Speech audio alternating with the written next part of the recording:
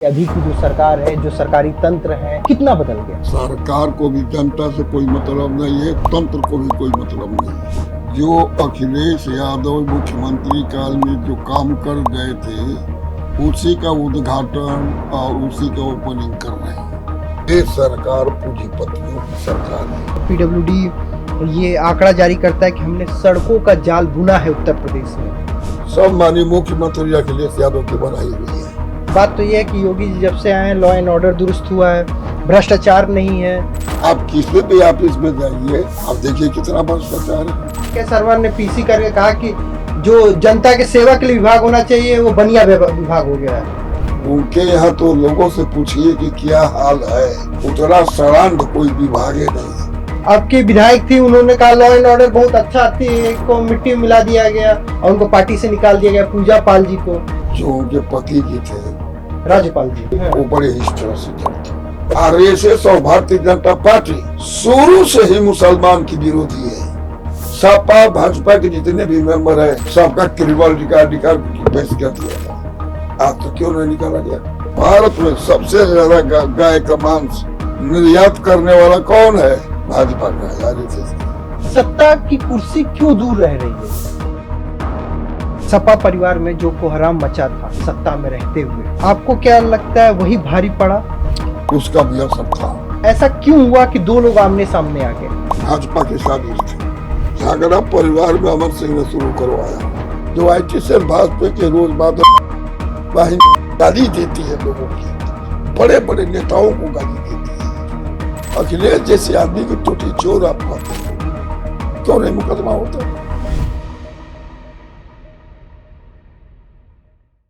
नमस्ते, मेरा नाम है ब्रजेश तिवारी और आप देखना शुरू कर चुके हैं बतकही चौक।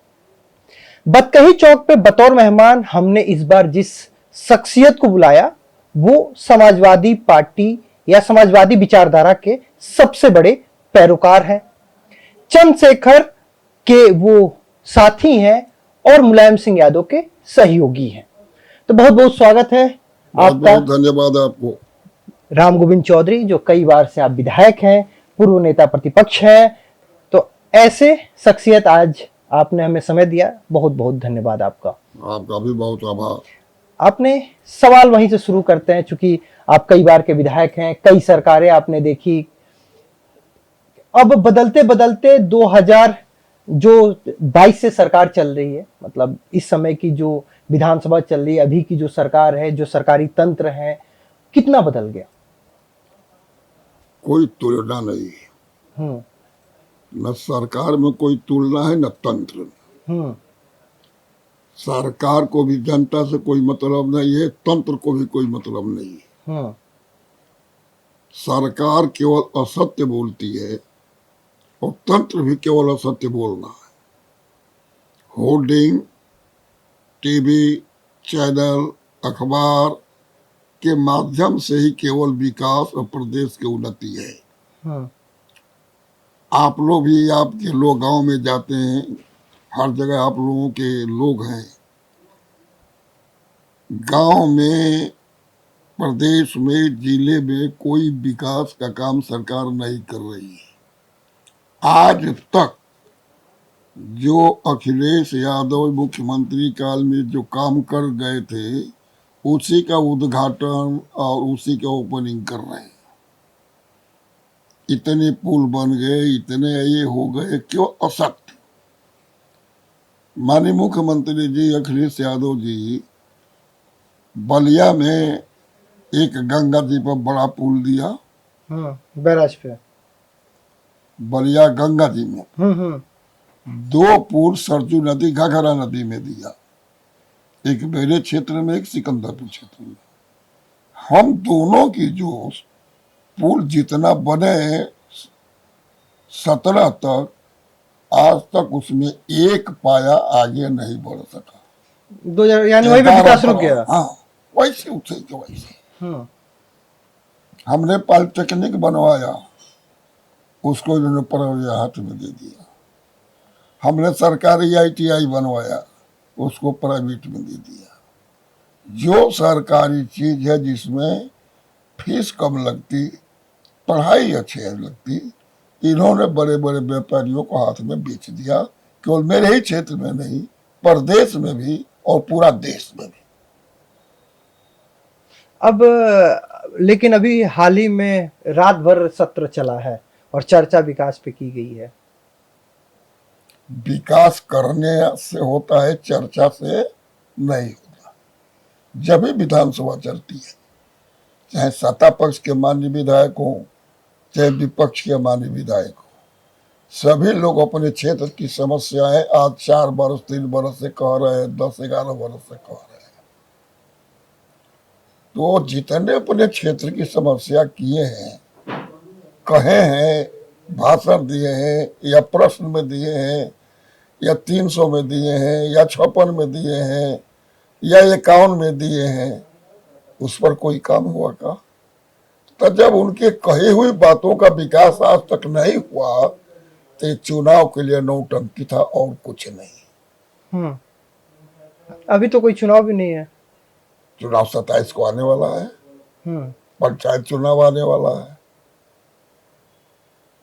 भाई 17 से है मुख्यमंत्री, 5 साल में हर विधायक अपने क्षेत्र की, अपने जिले की समस्या बताया है ना, तो लिखित रूप से है विधानसभा में। फिर 22 में चुनाव जीते हैं, तो जितने दिन सत्र चला है उसमें भी माननीय सत्ता पक्ष के विधायक के जितने लोग हैं, माननीय प्रतिनिधि लोग, वो अपनी समस्या बताए हैं कि नहीं बताए? तो उनका हल हुआ कि नहीं हुआ? नहीं, सड़कों का जाल बुना, हर जिले में, हर मंडल में माननीय मुख्यमंत्री जी समीक्षा बैठक करते हैं। वो किस लिए करते हैं? तो फिर ये नाटक करने की जरूरत क्या? मैंने आपसे पहले ही कहा कि ये सरकार पूंजीपतियों की सरकार है। भ्रष्टाचार चरम सीमा पर हो गया है, अधिकारियों को खुली छूट देती गई है। विकास के नाम पर पूरे देश का, दुनिया में उत्तर प्रदेश 0 है। लेकिन अभी हाल में ही देखिए तो पीडब्ल्यूडी ये आंकड़ा जारी करता है कि हमने सड़कों का जाल बुना है उत्तर प्रदेश में। पहले सड़क नहीं थी। जितने सड़कें बढ़िया,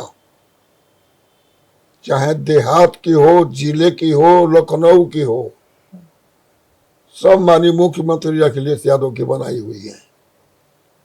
ये कोई नई सड़क बनाए हो? गंगा एक्सप्रेस बन रही है, गंगा बन गया, पूर्वांचल बन गया। पूर्वांचल तो हमारी देन, बुंदेलखंड, पूर्वांचल माननीय मुख्यमंत्री के साथ पैसा दिया हुआ है, सब जमीनें एक्वायर की गई है, और उसका सबसे हो गया था। हमारी सरकार चली गई, इनकी है। जो हमारा एस्टीमेट था, जो आधा कर दिया। उन्होंने कहा कि भ्रष्टाचार होने वाला था, हमने वो भ्रष्टाचार नहीं होने दिया, पैसा बचा लिया। जरा उस सड़क पर चलकर देखिए, पैसा कोई इनके घर से आता है क्या? उस पैसे जो बचाते हैं वो क्या करते हैं पैसे से? मैं मान लिया कि उन्होंने पैसा बचा दिया, तो उस पैसे से किया क्या? कहीं और विकास किया, बुंदेलखंड भी बना लिया, गंगा बना रहे। आप जाइए बुंदेलखंड, एक बार हम आए, हम गए थे झांसी, तो उरई से मैंने बुंदेलखंड सड़क पकड़ा। दूसरी बार फिर हम गए थे अभी झांसी में, तो लोगों ने उस का कान पकड़ा मैंने कि मैं उस वर हो जाऊंगा, इसलिए कि गड्ढे गड्ढे गड्ढे गड्ढे हैं। तो लोगों ने कहा कि नहीं, अब थोड़ा मरम्मत हुआ है। तो फिर मैं देखने के लिए हुआ, जरूर थोड़ा मरम्मत हुआ है, लेकिन दशा वैसे। पूर्वांचल में जो सर्विस सड़कें बनी हैं उसको देखिए, एक गाड़ी जा रही है, दूसरी आवे तो आपको खेत में उतरना पड़ेगा। ऊंचाई कम कर दिया, चौड़ाई कम कर दिया, दिन भर जानवर उस पर घूम रहे हैं। तो यानी ऐसे पैसा कम कर लिया, यही दिखाने के लिए जो आप कह रहे हैं कि हमने सस्ता बना दिया। आगरा से लखनऊ जो माननीय मुख्यमंत्री जी ने बनाया, उसमें भ्रष्टाचार हुआ, ये दिखाने के लिए उन्होंने इसमें पैसा कम किया।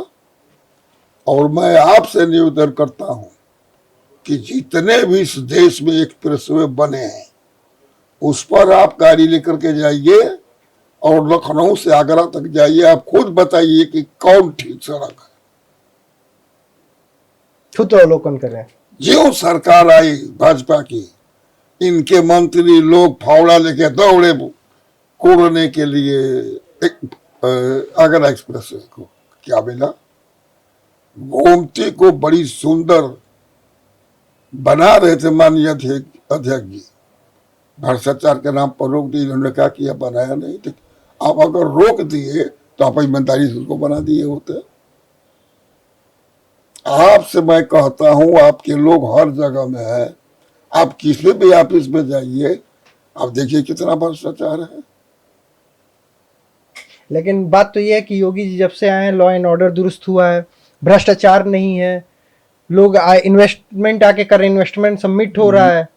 मैं 77 से मिले हूं, हम्म, 3 बार कैबिनेट मंत्री रहा, और जोजी के जमाने में मैं अखिलेश जी की कृपा से नेता विरोधी दल की बना। नेता प्रतिपक्ष रहे आप। नेता प्रतिपक्ष वही विरोधी दल कहलाता है। 2017 से 22 तक। हाँ, मैं आपसे, आपके सामने, आपके कैमरे के सामने और आपसे कह रहा हूं कि पूरी जिंदगी में इतनी खराब कानून व्यवस्था और इतना भ्रष्टाचारी सरकार कहीं मैं सुना न देखा न पढ़ा। अभी थोड़ी देर पहले आया था कि दुनिया में महिलाओं पर अत्याचार के मामले में उत्तर प्रदेश 1 नंबर है। अमेरिका के राष्ट्रपति ने घोषणा किया कि हमारे स्टेट, हमारे देश के लोग भारत कम जाए, महिलाएं कम जाए। यही कानून व्यवस्था है। माननीय मुख्यमंत्री जी, मैं भी 5 वर्ष रहा, वो नेता संदर्भ में, मैं नेता प्रतिपक्ष रहा। कानून व्यवस्था दुरुस्त हो गई, कानून व्यवस्था दुरुस्त हो गई। जो गुंडे थे उनका इनकाउंटर हो गया, जो बाकी थे वो जेल में चले गए, फिर भी जो थे प्रदेश छोड़ करके भाग गए। तो रोज डकैती कहाँ से हो रही है, रोज चोरी कहाँ से हो रही है, रोज छिनैती कहाँ से हो रही है, लेकिन पकड़े भी तो जा रहे हैं। रोज लूट कहाँ से हो रही है, लेकिन वो पकड़े भी तो जा रहे हैं। कहाँ पकड़े जा रहे हैं? माइक्रो लूट कर रहे हैं, हम पकड़े जा रहे हैं। यार, माइक्रो क्राइम नहीं रोका जा सकता सड़कों का, लेकिन देखिए कई खुलासे हो रहे हैं। जब चोरी हो रही है तो खुलासे में पकड़े जा रहे हैं, इनकाउंटर में। आप कैसे कह सकते हैं कि खुलासे सही है कि गलत है? ये आप कैसे कह सकते हैं कि खुलासे सही है कि गलत है? मैं अपने क्षेत्र की बात कहता हूँ, ऐसा कोई आंकड़ा भी तो नहीं आ रहा है कि अपने क्षेत्र की बात कहता हूँ। अभी एक सफेद पोश की गाड़ी एक लड़के को कुचल करके भाग गई। लोग बचे के लिए पतली सड़क है उस पर बैठे कि यहाँ हमको मुआवजा दिया जाए और ठोकर बनाया जाए। जिसकी गाड़ी थी उसको कोई छुआ नहीं, और जितने गांव के लोगों पर, महिलाओं पर, बच्चों पर जो गाँव वालों पर मुकदमा कायम कर दिया गया। और जो बहुत हम लोगों ने कहा था गाड़ी एक मुसलमान की पकड़ करके उसकी कहेंगे कि ये मारी है, जबकि पूरा क्षेत्र जनता की कौन गाड़ी मारी है। तो आप कैसे कह सकते हैं कि जो पकड़े जा, आप भी नाम लेने में संकोच कर रहे हैं कि वो कौन सफेद को? मैं नाम नहीं ले सकता। वैसे बलिया में देखा है, बागी बलिया से आते हैं, बलिया में इसमें ठाकुरवाद भी चल रहा है। बसपा के ठाकुर नेता और भाजपा के ठाकुर नेता वो कहते हैं कि तुम क्यों नहीं पुल का उद्घाटन कराया, मुझे पता है। खूब पीसीबाजी हो रही है। बलिया में कोई ठाकुरवाद कोई बात नहीं है। बलिया राजनीतिक जिला है, और बलिया ने आजादी की लड़ाई में दुनिया को भी दिशा दिया है। चंद्रशेखर आजाद जी वहां से देश को दिशा दिया है। सबसे पहले मंगल पांडे जी ने 1857, हाँ, और 47 में देश आजाद हुआ। बलिया 42 में आजाद हो गया। चीतू पांडे 21 दिन कलेक्टर बनकर के जिला को चलाए, और उस समय के तत्काल प्रधानमंत्री इंग्लैंड के चर्चिल ने भाषण दिया उसमें कि बलिया को पूरा जीत लिया गया। फिर जब देश में महंगाई चरम सीमा पर बढ़ी, भ्रष्टाचार बढ़ा, तानाशाही बढ़ी, अराजकता फैल गई, तो गुजरात विद्यापीठ के छात्रों ने इसके खिलाफ आंदोलन चलाया। मुरारजी भाई 21 दिन तक अनशन पर बैठे, इंदिरा गांधी ने सुना नहीं, बड़े देश के नेताओं ने जाके अनशन तोड़वाया। वो लड़के जयप्रकाश जी कह गए कि हमारे आंदोलन को अगुवाई करिए। जयप्रकाश जी ने कहा कि हम अगुवाई करेंगे, लेकिन इस शर्त पर कि आंदोलन अहिंसात्मक होगा, थोड़ा भी हिंसा होगा तो मैं आंदोलन छोड़ दूंगा। तो लोगों ने कसम कहा कि अहिंसात्मक होगा, हुआ। गुजरात से बिहार गया, यूपी या पूरा देश फैला, और केवल इस देश के छात्र नौजवानों ने तख्ता पलट कर दिया तानाशाही सरकार। 75 में इमरजेंसी लगानी पड़ी, हम भी 19-20 महीने जेल काटे। हम लोग 2 साल आंदोलन किए, 73-74, 25 में इमरजेंसी लगी। रोज धरना प्रदर्शन, दिन भर ट्रेन रोकना, रोड रोक देना, रोड जाम कर देना, एक मुकदमा कायम नहीं हुआ। जब इमरजेंसी लगी तब मुकदमा लगा लगा के जेल भेजा गया। ये सरकार आप कोई कार्यक्रम विरोधी पार्टी करता है तो कहता है कि 144 लागू है। हमारे लिए 144 है, सरकार के लिए नहीं। धरना प्रदर्शन नहीं होने दे रहे हैं। कोई मांगने आता है उसको लाठी से मारते हैं, उसका पत्र कोई लेने वाला नहीं है। ये कौन सी सरकार है? फिर भी लगातार सत्ता में बने हैं, कोई तो बात होगी। बात है ना, वो तो खुद के सामने आ रहा है। ईवीएम से चोरी, वोट की चोरी, वोट कटवाना, सरकारी अधिकारियों को हड़का के वोट मंगवाना, उनसे वोट डलवाना, अब तो बात खोल गई। लेकिन 2014 में जब ये सत्ता में आए, 2017 में सत्ता में आए, तब तो सरकार उनकी नहीं थी। सरकार 14 में उनकी थी, तभी 14 बेईमानी शुरू हुई। तभी से तो बेईमानी शुरू हुई ना। अच्छा, एक चीज और आप देखते हैं 2024 को अगर इन्होंने इतना हल्ला किया, कांग्रेस में ये भ्रष्टाचार, कांग्रेस में ये भ्रष्टाचार, कांग्रेस में, लोग समझे कि वास्तव में कांग्रेस सबसे भ्रष्टाचार है। इनको चुन दिया, प्रधानमंत्री हो गए मोदी जी। देश में जितने बड़े बड़े पूंजीपति हैं, सब देश का पैसा लूट करके इनके सामने भाग गया, सब गुजराती। अभी ये सुभाष चंद्रा का कितना अरब उन पर कर्ज था, 15 करोड़ रुपया दे करके सारा उनका माफ कर दिया गया। और गांव में अगर कोई किसान है, गरीब है, बिजली उसके घर में 2000 रुपया बकाया है, तो उसके घर की बिजली काट दीजिए, या 10,000, 10 लाख का 5 लाख फाइन लगा दिया जा रहा। नहीं, मंत्री जी इस बात को कहे, AK शर्मा ने PC करके कहा कि जो जनता के सेवा के लिए विभाग होना चाहिए वो बनिया विभाग हो गया है। आखिर उनको भी मजबूरी में बात कहनी ही पड़ी, लगातार 2 दिन PC करके कहा उन्होंने। कौन? AK शर्मा जी मंत्री हैं। AK शर्मा जी तो नेता नहीं ना है। AK शर्मा जी तो एक अधिकारी, रिटायर अधिकारी, उनको राजनीति से क्या लेना देना। उनके यहाँ तो लोगों से पूछिए कि क्या हाल है, उतना सड़ांध कोई विभाग नहीं। अच्छा, कोई एक विभाग बताइए जो सड़ांध न हो। लेकिन फिर भी सब चंगा सी। विधानसभा में आपके विधायक थी, उन्होंने कहा लॉ एंड ऑर्डर बहुत अच्छा थी, को मिट्टी में मिला दिया गया और उनको पार्टी से निकाल दिया गया, पूजा पाल जी को। बताइए, मतलब जहां विरोध होना चाहिए वहां समर्थन हो रहा है। कोई बात ऐसा विधानसभा में जब सत्र चल रहा, मेरे पास कागज नहीं है। हाँ। जो उनके पति जी थे, राज्यपाल जी, हाँ। वो बड़े हिस्टर सीटर थे। लेकिन पुलिस के इनकाउंटर में तो नहीं मरे। उसमें इस तरह निर्दयी लोग नहीं थे। हम कानून के तरह से सरकार चलाते हैं। कानून, पुलिस का काम है, चाहे जो मर्डर करे, डकैती करे, उसको पकड़ करके केस बना के न्यायालय में फैसला करने के लिए न्यायालय बना है। सरकार न्यायालय नहीं है। ये सरकार खुद न्यायालय हो गई है। पुलिस के पावर सारा है। जिसको देखो गोली में गोली मार दिया। अभी जौनपुर में एक पंडित जी को पानी में डूबा, दोनों पैर में गोली में मार दिया। क्यों? थोड़ा सा भाषा बसी हो गई। तो कैसे कहते हैं कानून व्यवस्था बढ़िया है?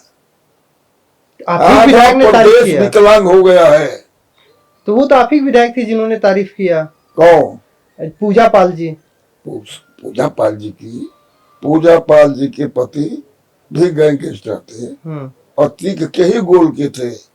कई मर्डर केस है उन पर, कई मर्डर केस है।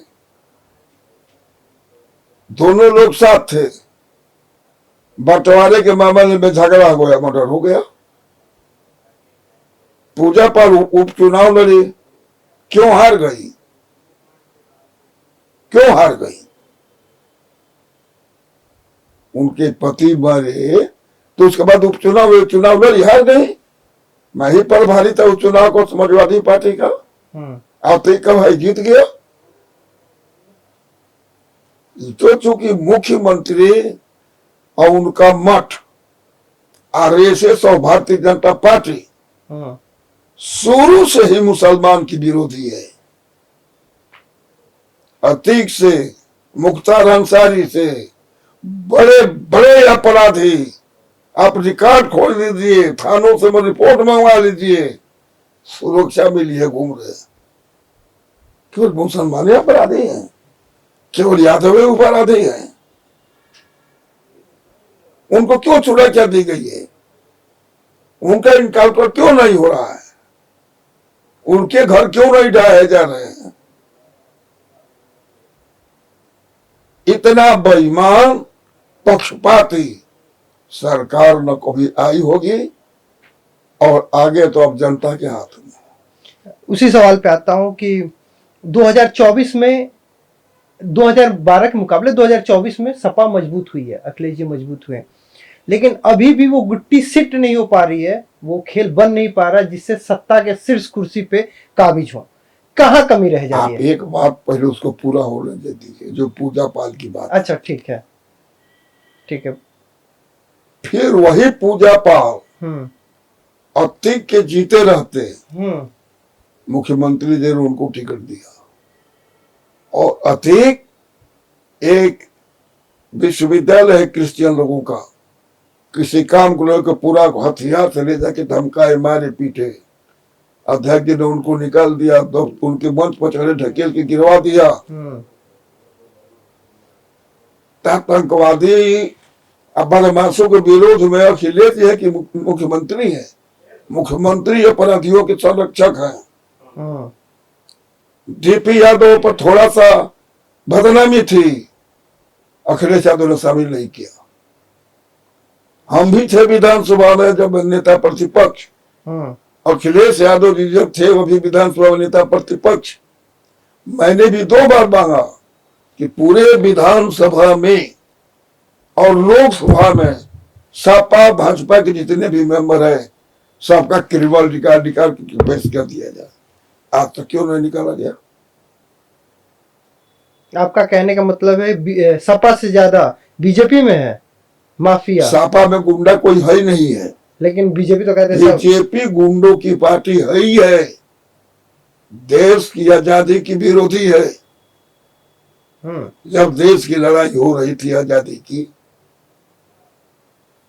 तो महात्मा गांधी ने हेड गवाह जी से अनुरोध किया कि आप अपने स्वयंसेवकों को इसमें लगाइए।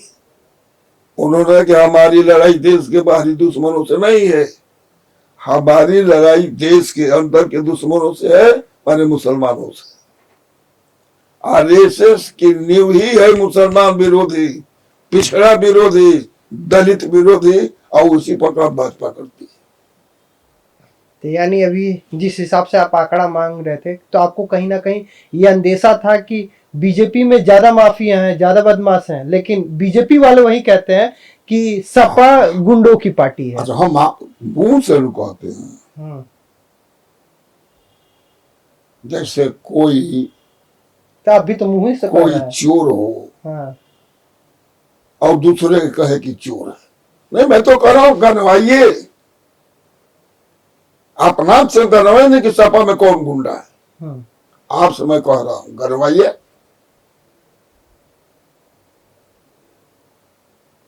भाई आप तो चौथे स्तंभ है ना। आपके पास लिस्ट होगी ना कि सपा में कौन कौन गुंडे हैं, अब भाजपा में कौन कौन गुंडे हैं। आप ही रिपोर्ट मंगवा लीजिए, सूचना के अधिकार से मंगवा लीजिए, अपने रिपोर्टरों से मंगवा लीजिए, प्रदेश के हर थाने से मंगवा लीजिए। मैं तो चैलेंज करता हूं। ये केवल बदनाम करने के लिए, केवल बदनाम करने के लिए हम सत्ता में बने रहे, इसलिए भाजपा को एक बोल मिल गया है। एक हमारे मित्र है केशव प्रसाद मौर्य, संजोग से पहली बारी मिले हुए, संजोग से प्रदेश के अध्यक्ष हो गए, संजोग से फिर सांसद हो गए, उप मुख्यमंत्री हो गए, हाँ। फिर सांसद हो गए। तो जनता ने पहले एक एमएलए को, प्रदेश के अध्यक्ष को क्यों हरा दिया? सिराथू से आजा के उनका चुनाव कितने केस है उन पर, वो रोज कहते हैं सपा गुंडों की पार्टी, कितना उन पर केस है। वर्तमान मुख्यमंत्री पर कितनी केस थी? केशव प्रसाद से जाके पूछिए कि आप पर कितनी केस है। वो तो कहते हैं सपा के दौर में लगाए हुए सब केस हैं। हम कहे कि इनके दौर में सब सपा पर लगाए केस है, तो इसका कोई मतलब निकला? लोगों के बीच में क्या चर्चा है, आप जाके पूछिए। ये क्या कौन करते थे वहां, ये जाके पूछिए। अब हम चूंकि सीनियर आदमी है, हर ऊंची बात नहीं कह सकते। गाय का मांस आप गाय खरीद के ले जाइए बेचने के लिए, तो तुरंत पकड़ के जेल में चले जाइए। और दुनिया में, भारत में सबसे ज्यादा गाय का मांस निर्यात करने वाला कौन है? भाजपा का, आरएसएस का। और उसके कारखाना का नाम है अल कबीरा। उसके कारखाने का नाम है अल कबीरा, माने आप सब जगह के मुसलमान का है। अभी एक शंकराचार्य जी हैं पूरी पीठ के, उनका एक बयान आया था कि मैं योगी जी का धन्यवाद करता हूं कि उन्होंने बताया, जब वो सरकार में आए तो सबसे पहले उन्होंने बुचड़खाने बंद किए, फिर कुछ दिन बाद उन्होंने खोल दिए, कहा कि हम उन्हें बंद करेंगे जो अवैध है। यानी इसमें भी वैध और अवैध है। कहीं नहीं बंद किए, का बंद किए? बकरा काटना, मुर्गा काटना बंद किए, मछली काटना बंद किए, बाकी सब कटेगा, बाकी सब कटे। अगर भाजपा आरएसएस ईमानदारी से गौ वध के विरोध है तो निर्यात क्यों नहीं बंद कर दे रही है? क्या बात आप करते हैं? नहीं कहते हैं भाई, हम क्या कह रहे हैं, वो लोग रोज आप देखते क्या है? केरल में, गोवा में, नागालैंड में, मणिपुर में, उड़ीसा में क्या होता है? दिल्ली के होटलों में, किसी होटल में जाइए, अभी मिलता कि नहीं मिलता है आपको? वो तो कहते कह तो रहे हैं कि गाय का मांस का सबसे बड़ा निर्यात भारत से हो रहा है। अगर झूठ हो तो हम मुकदमा कीजिए। गोवा के मुख्यमंत्री ने खुद बोलते हैं कि मैं नहीं बंद करूंगा। जब अमित शाह से लोगों ने पूछा तो चुप हो गए। आसाम में देखिए, फिर बुचड़ खाने की मान्यता जो दिया है, उतने प्रदेश की मैं बात कर रहा हूं, उसका लाइसेंस क्या नहीं खत्म कर दे रहा है? लाइसेंस खत्म कर दो। उत्तर प्रदेश में बुचड़ खाने है ना जो मान्यता प्राप्त है। आगरा में है, अलीगढ़ में, बरेली में है, मुरादाबाद में है, हजारों जगह। अमेठी में है, मेरठ में, कहा नहीं है? तो क्यों नहीं बंद कर दे रही उत्तर प्रदेश सरकार? लाइसेंस रद्द क्यों नहीं कर दे रही है? आप लगातार मंत्री रहे, सरकार में रहे, आपको क्या लगता है क्या पीछे कारण है? मैं अकेला आदमी हूं कि मैं 2 बार मंत्री रहते हुए नेता विरोधी दल रहते हुए, मैं मंत्री था, अखिलेश जी मुख्यमंत्री थे। मैं विधानसभा में खड़ा होकर के घोषणा किया कि माननीय अध्यक्ष जी और मुख्यमंत्री जी, मैं आपसे आग्रह करता हूं कि मैं 77 से एमएलए हूं, 3 बार कैबिनेट मंत्री रहा हूं, आप तीसरी बार हमको बनाए हैं। जिला, प्रदेश, देश और दुनिया कि किसी भी एजेंसी से हमारी जांच हो जाए और मशीन भी लगा दिया जाए जो अगर हम झूठ बोलूं तो पकड़े। अब मुख्यमंत्री जोगी के सामने भी मैंने खड़ा तो विधानसभा में कहा दिया, क्यों नहीं कराए, खूब कराए। हम लोग राजनीति में जयप्रकाश नारायण देखिए इनके कारण से आए, इन्होंने हम लोगों को संकल्प दिलवा दिया कि न भ्रष्टाचार करेंगे न भ्रष्टाचार करेंगे। तो भ्रष्टाचार करना न करना तो अपने हाथ में है, अब रोक पाने में तो हम लोग असमर्थ हो गए। अब भाजपा शुरू से भ्रष्टाचारी है।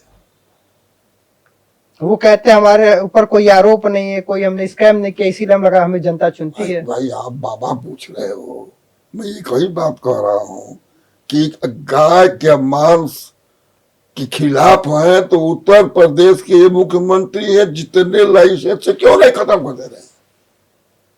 कहीं ना कहीं स्वार्थ है। भारत की सरकार गौमांस का निर्यात क्यों नहीं बंद कर दे रही है? अब आप कह रहे हैं कहीं ना कहीं उनको स्वार्थ है, इसलिए लाइसेंस स्वार्थ नहीं, उसे पैसा मिलता है, नाटक दूसरा करते हैं। तो हम नाटक से ही उठ लेते हैं, काम से नहीं। लोगों को गुमराह करके उठ लेते हैं, काम से नहीं। तो हम आ रहे हैं अपने उस सवाल पे जो बीच में रुक गया था।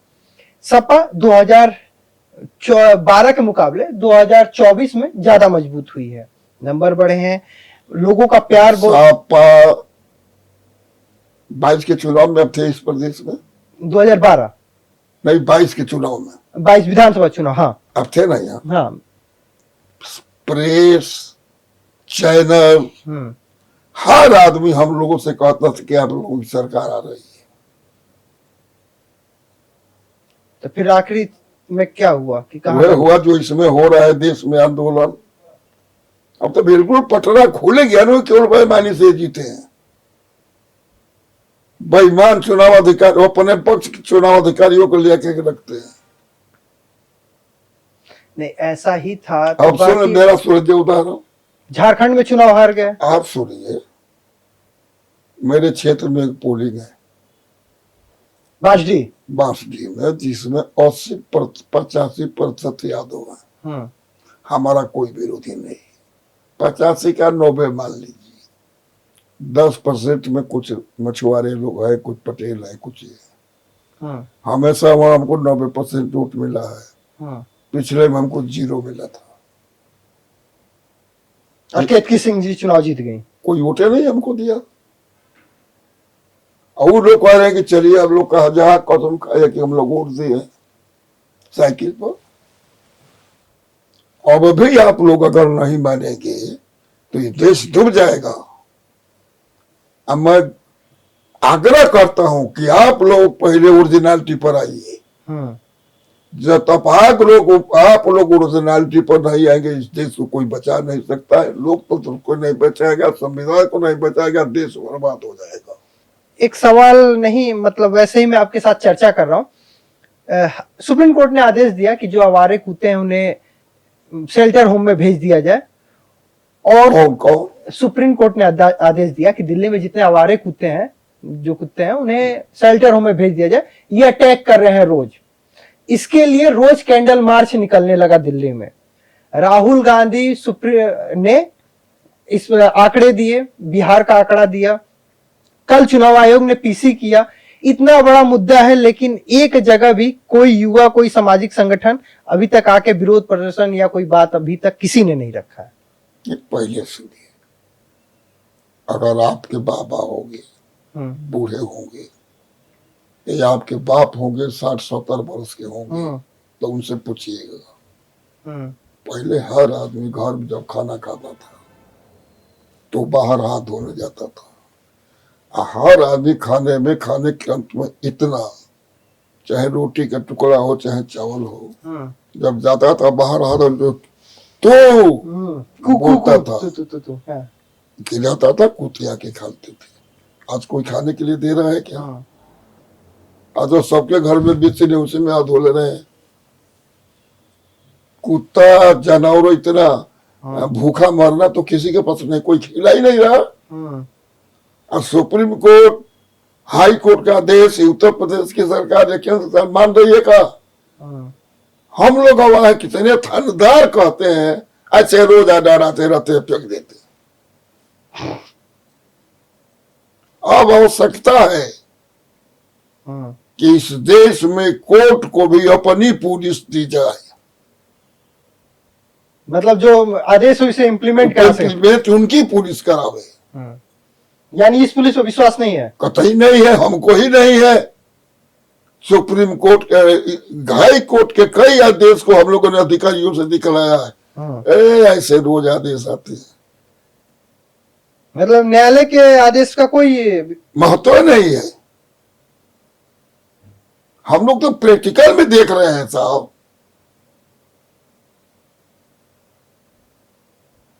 आखिर क्या बात है कि पुलिस ऐसे बेलगाम जब है? तक भारतीय जनता पार्टी इस देश में सरकार में रहेगी, न न्यायालय की बात मानेगी, न किसी की नहीं मानेगी।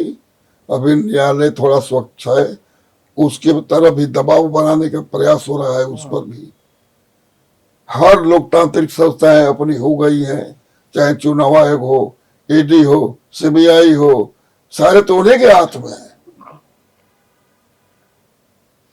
बीजेपी पे बात मैं जो आपसे पूछना चाह रहा था, जो सवाल मैं तीसरी बार करूंगा, 2012 में के मुकाबले 2024 में, 2012 के मुकाबले 2024 में सपा ज्यादा मजबूत हुई, लोगों ने वोट ज्यादा दिया। लेकिन ऐसा क्या समीकरण सेट नहीं बैठ पा रहा ठीक से? पारिवारिक समीकरण ठीक से सेट नहीं हो पा रहा है, सपा के अंदर का जो कला है वो सही से सेट नहीं हो पा रहा है, सत्ता की कुर्सी क्यों दूर रह रही है अभी? दुनिया की सबसे बड़ी पार्टी भारतीय जनता पार्टी कही जा रही है, और दुनिया की सबसे धनी पार्टी भी भारतीय जनता पार्टी कही जा रही है। एक तो इनका हिंदू मुस्लिम का नारा, हिंदू में भी गरीब हिंदुओं को खरीद लेना। कैसे? अब कैसे खरीदा जाता है? आप सब्जी खरीदने जाएंगे तो कैसे खरीदेंगे? पैसे से। आप बताइए कैसे खरीदेंगे? हम सब्जी तो पैसे से खरीदेंगे। तो बस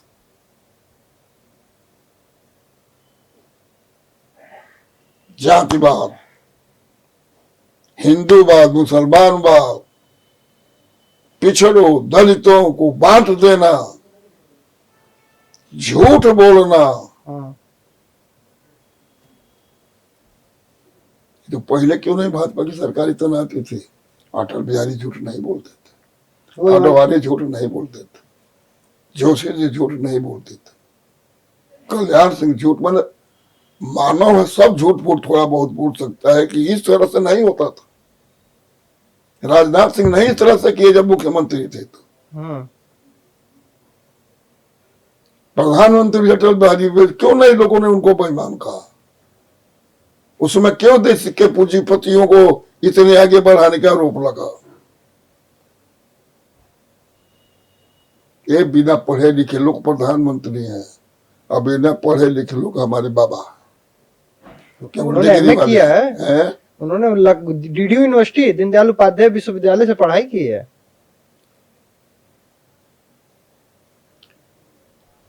कभी कभी बड़े विद्वान भी मूर्खता का काम कर देते हैं, बाद में भले उसको सुधारा जाए।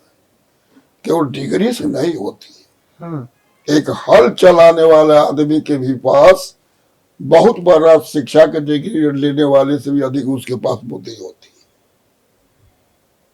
जो पुल बना समुद्र में लंका जाने के लिए, राम के अगुवाई में युद्ध करने के लिए, उसमें कितने इंजीनियर पढ़े थे, कितने जेई थे, कितने इंजीनियर थे, पुल बना। पर वही राम की बात आपकी पार्टी नहीं मानती है। क्यों नहीं मानती? हमसे अधिक राम का भक्त कोई है ही नहीं, हमसे ज्यादा भक्त कोई है ही नहीं।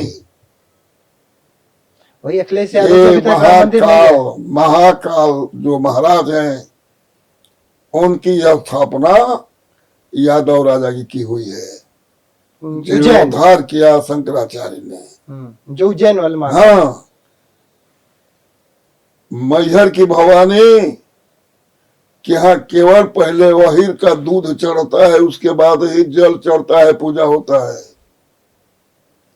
बाबा विश्वनाथ जो स्वयं भगवान की, विश्वनाथ शंकर की नगरी कही जाती है, सावन के सोमवारी में पहले जदुवंशी लोग ही जल चढ़ाते हैं, उसके बाद कोई चढ़ाता है।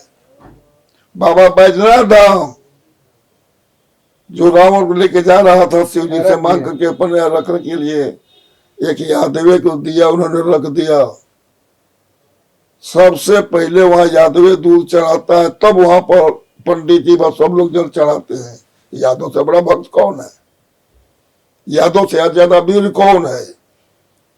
तो फिर वही यादव अभी ऐसा क्या हो गया कि हिंदुत्व की बात, सनातन की बात आते ही थोड़ा पीछे हट जा रहा है? कैसे पिछड़ जा रहा है? बीजेपी का कहना है कि भाई हम कैसे पिछड़ जा रहा है? कैसे पिछड़ जा रहा है? सबसे बड़े उच्च हनुमान के मंदिर अखिलेश जी ने बनाया है, केदारनाथ जी के तर्ज पर अपने यहाँ मंदिर बनवा रहे हैं। आप कहते हो, बात मैंने समझ गया ना, कि भाजपा के लोग ये झूठा प्रचार करते हैं कि समाजवादी पार्टी हिंदू को नहीं मानती। मैं खुद पुजारी हूं, जाके देखिए हमारे घर में मंदिर है, अब ये जाके देख लीजिए पहले वही। किस त्योहार पर अखिलेश यादव पूजा नहीं करते हैं, मंदिर नहीं जाते हैं? प्रयाग नहाने गए कि नहीं गए? लेकिन ढोल हम लोग नहीं पीटते। जो धार्मिक होगा, जिसका धर्म में विश्वास होगा, जिसकी आत्मा धर्म में बसी होगी, वो ढोल नहीं पीटेगा। भाजपा धर्मी है, धर्म से उसका कोई लेना देना नहीं। हम लोग राम को ईश्वर मानते हैं और राम को वोट वाला राम मानते हैं, इसीलिए सत्ता में है। इसीलिए सत्ता में झूठ बोल के, असत्य बोल के, लोगों को गुमराह करके। अब आते हैं थोड़ा पीछे चलते हैं, जब सपा परिवार में जो कोहराम मचा था सत्ता में रहते हुए, आपको क्या लगता है वही भारी पड़ा? उसका भी असर था। अब भाजपा ने उसका बहुत दुष्प्रचार किया, भाजपा ने बहुत दुष्प्रचार किया। नहीं तो उस समय भी आपकी बिरादरी, मैंने पत्रकार बिरादरी, हम लोगों से मिलती थी, बात जनरल वो भी कह रहे थे कि 22 में भी सरकार आएगी, सपे की नहीं आई। दोनों कारण थे। एक तो अंत तक यही रहा कि चुनाव चिन्ह किसको मिलेगा, पार्टी किसके हाथ में जाएगी। कैंडिडेट भी अंत में बहुत झटके झटके तय हुए। जितना समय भी हमारे राष्ट्रीय अध्यक्ष को उतना प्रचार करने को नहीं मिला। और समाजवादी पार्टी झूठ बोल करके वोट नहीं लेगी, चाहे हारेगी चाहे जीतेगी। जो हम काम किए हैं, विकास किए हैं, मैंने विधानसभा में गिनाया था कि माननीय मुख्यमंत्री जी अखिलेश जी ने आगरा एक्सप्रेस वे बनवाया, यहाँ पर उन्होंने मेट्रो चलवाई, कानपुर, बनारस, आगरा, 4 हम लोगों ने, एक नोएडा पास किया, कैंसर इंस्टीट्यूट बनवाया, वेदांता हॉस्पिटल ले आए, IT सिटी उन्होंने बनाई, पुलिस हेडक्वार्टर बनाया, बिजली के उत्पादन जितने अधूरे काम थे मायावती के सरकार के जमाने के सबको पूरा करके बिजली बढ़ा दिया। हर मंडल को उन्होंने 4 लेन से जोड़ दिया। हर गांव को जनेसा मिश्र योजना में 40 लाख रुपया की सीमेंटेड सड़क बनवाई, बिजली घर हजारों बनवाई इस प्रदेश में। लखनऊ में गोमती का तट बनवाया, JP जी का स्मारक बनवाया। आपने एक काम कोई लखनऊ में किए हो तो इस हाउस में बता दीजिए, क्यों नहीं बताए? अच्छा, मैं बात आपकी रोकूंगा। आपको ऐसा नहीं लगता कि 2017 से 22 हमने देखा, 2022 से 24 देखा, नेता विरोधी दल का आवाज प्रखर होकर सुनने को मिलता था, लेकिन 2024 से 25 थोड़ा जो सपा के नेता विरोधी दल है उनका आवाज प्रखर होकर सुनने को नहीं मिलता है। आपके दौर में आपकी आवाज हमने खूब सुनी, आप हर मुद्दे पे प्रखर होकर सदन में बोलते थे। नहीं, नेता विरोधी दल हमारे राष्ट्रीय अध्यक्ष जी थे तो भी ठीक। हाँ, बस 2022 से 24 तक आज पांडे जी भी बड़े योग्य हैं। पांडे जी भी संसदीय मामलों के जानकार हैं, लेकिन प्रखर होकर बोलते हुए कम दिखते हैं। हमसे उम्र में बड़े हैं, संसदीय राजनीति में हमसे जूनियर हैं। हम 77 में मेले होके आए, वो 80 में होके आए, लेकिन संसदीय ज्ञान उनको भी है। अब बोलने का तरीका तो अलग से, अब सब कहे कि अटल बिहारी वाजपेयी जैसा कोई नहीं कोई बोल रहा है, चंद्रशेखर जैसा कहीं जाजपा नानी जैसा कैसे, सब वो नहीं है। अच्छा, हम अपने सवाल पे फिर वापस घूम के आते हैं। जैसा आपने माना कि उस समय जब परिवार में द्वंद्व हुआ था, जिस कारण सिंबल किसके पास जाएगा, कार्यकर मतलब उम्मीदवार लास्ट मोमेंट पे तय किए गए, लेकिन ऐसा क्या हुआ, ऐसा क्यों हुआ कि दो लोग आमने सामने आ गए? भाजपा की साजिश थी, परिवार में फूट डालने की। और बात अंत में सिद्ध हो गई। अमर सिंह ने अपनी पूरी संपत्ति आरएसएस भाजपा को लिख दिया, और उन्हीं के माध्यम से रोज बाद सापा में गाली देती है गया, उसमें उसको बड़े बड़े नेताओं को गाली देती है। अखिलेश जैसे सही बात बोलते, चाहे किसी को बुरा लगे, बाबा क्यों नहीं मुकदमा होता है। झगड़ा परिवार में अमर सिंह ने शुरू करवाया, और अमर सिंह से भाजपा ने इस बात को प्रेरित करके करवाया। अमर सिंह जी तो सपा के सबसे करीबी थे, नेताजी के करीबी थे, परिवार के सदस्य थे, अखिलेश जी के लिए शादी के लिए पैरवी किए थे। करीबी लोग ना धोखा देते हैं, छाती में छुरा मारते हैं। करीबी लोग ही सबसे बड़ा दगा देते हैं। भाई अपनी जब करीबी थे तो अपनी संपत्ति में थोड़ा अखिलेश जी को भी दे दिए होते, सपा पार्टी के नाम से लिख दिए होते। सपा ने उनको कई बार राज्यसभा के मेंबर बनाया और राष्ट्रीय महामंत्री बनाया। अगर वो सपा के बड़े नजदीकी थे तो जो संपत्ति उन्होंने भाजपा रिसोर्स को दे दिया लिखित रूप में, सपा को 1 रुपया क्यों नहीं दे दिया मरने के पहले? लेकिन होता है कि जब तक वो सपा में के करीबी थे तो सपा में बॉलीवुड का खूब फंड लेके आते थे, मुंबई के खूब कंपनियों को कहते थे, फाइनेंस करवाते थे। सपा में नहीं थे तब से मैं अमर सिंह को जानता। अच्छा,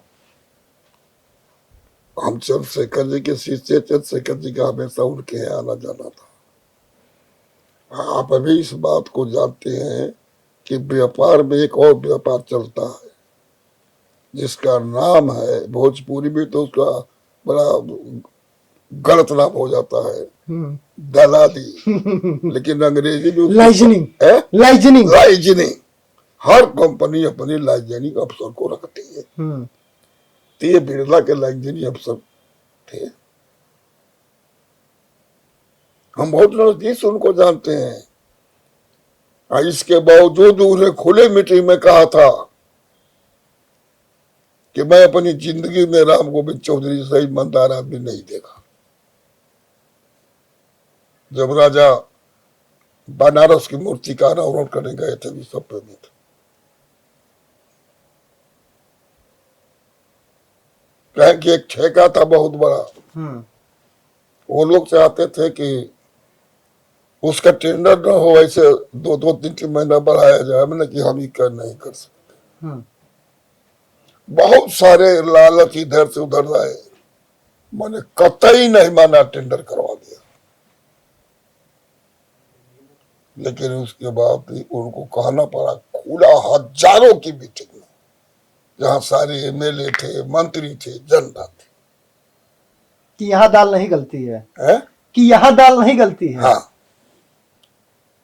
अच्छा, लेकिन बात उस समय अमर सिंह पे आप कह रहे हैं कि अमर सिंह के कारण थे। अमर सिंह हम हमेशा हमको भाई साहब कहते थे, हम उनको भाई साहब कहते थे। आरएसएस की बोलचाल भाषा है, आरएसएस में लोग भाई साहब करते हैं। आरएसएस में नहीं थे, वो तो राजनीति में थे ही नहीं, वही लाइजनिंग वाले में थे, और नेता बन गए। उसके बाद वीर बहादुर सिंह के साथ हो गए। वीर बहादुर सिंह जब चले गए दुनिया से तो चंद्रशेखर जी के साथ पकड़ लिया। चंद्रशेखर जी भी तो वही ईमानदार आदमी थे, और उन्होंने मुलायम सिंह को पकड़ लिया। लेकिन जब ये पूरी लड़ाई चल रही थी तो उसका सबसे बड़ा एक कारण ये भी था कि पावर किसके पास होगा, सेंटर पॉइंट कौन होगा। अखिलेश जी पे हमेशा ये आरोप लगता है कि अखिलेश जी पावर डिलीवर नहीं करते हैं, पावर अपने पास रखते हैं। शायद इसीलिए नेता प्रतिपक्ष जब शिवपाल जी को बनाना था, जो योगी जी बार बार कहते हैं कि आपके साथ धोखा हो गया, तो वो पावर डिलीवर करने में कहीं ना कहीं चूक जाते हैं और देना नहीं चाहते हैं। मतलब पावर देना मतलब दूसरे को पावर दे के आप आगे जाइए। जैसे मुलायम सिंह जी के लिए कहा जाता था, माननीय मुख्यमंत्री मुलायम सिंह यादव जी और माननीय मुख्यमंत्री अखिलेश यादव जी, किसी भी मंत्री पर कोई उनका प्रेशर नहीं था। हमारे विभाग में अगर कोई ट्रांसफर देता था मुख्यमंत्री को तो हमारे यहाँ वो भेज देते थे। मंत्रियों को खुली छूट थी, अपने विभाग के काम खुद आप संभालिए, कोई हस्तक्षेप नहीं था। ये तो मुख्यमंत्री जी के जमाने में मंत्री के बात डीएम तक नहीं सुन रहा है, वो अपना क्यों नहीं करते? मंत्री जी के जमाने में उनका एमएलए जो माना जाना बालू का ठेकेदार है, एसडीएम को थप्पड़ मार रहा है, वो गुंडा है कि शंकराचार्य? बुंदेलखंड वाली कहानी क्या? वो गुंडा है कि शंकराचार्य है? थाने में दरोगा को थप्पड़ मारा जा रहा है, वो क्या साधु है? अरे वही देखिए ना, बलिया में मंत्री जी को एक्सीएन से कहना पड़ रहा है कि तुमने मेरे विधानसभा में बताया नहीं, पुल चालू करा दिया। सीतापुर में राज्य मंत्री हैं, उन्हें जाके खड़ा होके पुल पे ट्रांसफार्मर लगवाना पड़ रहा है। तो मंत्री जी लोग का हाल तो ये है ही। ये लोग बोलते हैं कि 24 घंटे के अंदर ट्रांसफार्मर बदल दिए जाते हैं। अब किसी गांव में जाके पूछिए अगर ट्रांसफार्मर कहीं जला है। मैं एक मंत्री से शुरू में फोन किया तो पहले उधर से फोन किया कि भैया अगर कोई काम हो तो मत कहिएगा, हमारे विभाग में ट्रांसफर हो गया, हमको मालूम है नहीं। हम लोगों ने आपसे जो जो कहा, अखिलेश जी से जो जो कहा, सब हो गया। समाजवादी पार्टी के विधायक और मंत्रियों से ज्यादा भारतीय जनता पार्टी के एमएलए लोगों ने मुख्यमंत्री का में अखिलेश जी से अपने विधानसभा में काम करवाया। आप के पास बेसिक उस समय विभाग हुआ करता था। हाँ। मुझे याद है कि काम कैसे होते थे। अभी बेसिक से जुड़ा हुआ एक बहुत शानदार मामला है। एक तो भर्ती वाला मामला है, 69,000 शिक्षक भर्ती वाला मामला। वहां पे मंत्री से पूछिए तो कहते कि हमारा तो कोई सुन ही नहीं रहा। और दूसरा एक कदावर नेता के पोते हैं, एक कदावर नेता के पोते हैं।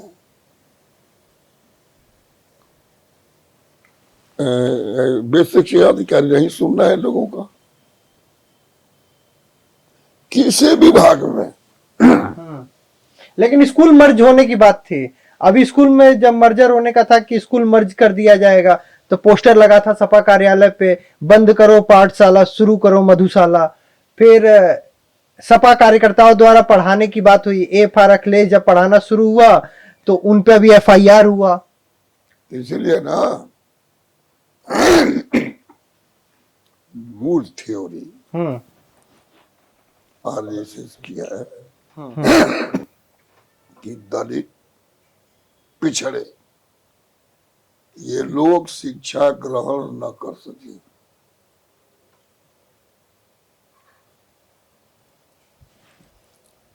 उनके मोहल्ले में अवैध दारू की दुकान खुलवाई जाए, उनके मोहल्लों में मिथ्या कथा कहलवाया जाए, ये तो उनकी नीति में। अखिलेश जी ने कहा कि जो स्कूल बंद करेंगे उस गांव में हमारे आदमी बच्चों को इकट्ठा करके पढ़ाए। जैसे आपको एक उदाहरण देते हैं, हमारे जन्म के पहले की बात जो लोग चर्चा करते हैं, हमारे गांव के थोड़े दूर पर एक सिकंदरपुर शहर है, वहां एक गौरी पाने पंडित जी पढ़े लिखे लोग थे। तो गांव में जाते थे, लड़कों को भी टूटते थे, 2 साल 3 साल 4 साल पढ़ाते थे, बिना तनख्वाह बिना कुछ।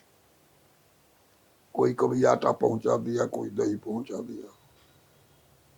फिर उसी में तेज लड़के 2 को ढूंढ करके मास्टर के रूप दे करके दूसरे गांव में जाके स्कूल खोल देते। पूरे हमारे एरिया में स्कूल खोलने का काम बिना पैसे का पंडित गौरी शंकर पांडे का। उसी तरफ अखिलेश जी का कहना है कि जहां स्कूल बंद होगा वहां खोल देंगे, वहां हम बिना पैसे के अपने लोगों से वहां गांव के लड़कों को इकट्ठा करके पढ़वाएंगे। शिक्षा से कोई वंचित नहीं होगा। वंचित नहीं है। अब आते थोड़ा, अब समय चूंकि आपके पास अब समय का भी अभाव है, इंटरेस्टिंग सवाल पे, आपको क्या लगता है इस सपा परिवार जो कहते हैं कि जो सैफई परिवार है, उन्हें कुछ एक्टिव होकर काम करना चाहिए? धर्मेंद्र जी, शिवपाल जी के पास कोई बड़ी जिम्मेदारी आनी चाहिए, आपको क्या लगता है? शिवपाल जी तो जनरल सेक्रेटरी हैं, धर्मेंद्र जी भी सीनियर नेता हैं, काम करते ही हैं, काम सब कर रहे हैं। बड़ी जिम्मेदारी। कभी कभी झूठ के आगे सच दब जाता है। तो आजकल झूठ फरेब का जमाना आ गया है, और सब कला भारतीय जनता पार्टी में है। यूं भी शुरू से कहा जाता है कि यह मूर्ख है। कहानी आप लोग कहते हैं, चाहे पंडित जी हो, चाहे बाबू साहब है, चाहे जो भी, हम बेईमान, अभी कभी बेईमान नहीं रहा है, अहिर हमेशा ईमानदार रहा है।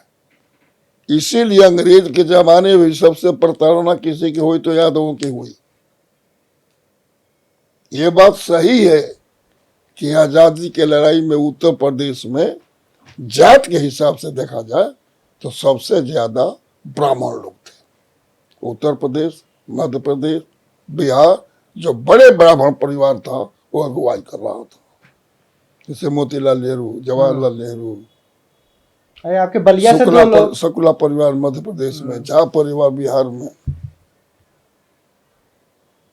मंगल पांडे आपके बलिया से, चंद्रशेखर, वो तो उस समय तो बहुत पहले था ना। हमारे यहाँ तर्केश्वर पांडे, चित्तू पांडे, रामलचन तिवारी, माने सैकड़ों ब्राह्मणों जो जेल काटे, जिनका घर गिराया गया, ठाकुर भी, यादव भी, माने अधिक संख्या की बात मैं कह रहा। लेकिन जब करो या नरो का नारा जब दिया गांधी जी ने, तो मजदूर, किसान सब भीड़ गए जंग में, जंग में कूद पड़े। अच्छा, चूंकि आप चंद्रशेखर जी के साथ रहे हैं, तो कोई एक ऐसा किस्सा जो आपको याद आता हो, जो सुनाना चाहे हमारे दर्शकों को? चंद्रशेखर जी का कोई समझदार किस्सा?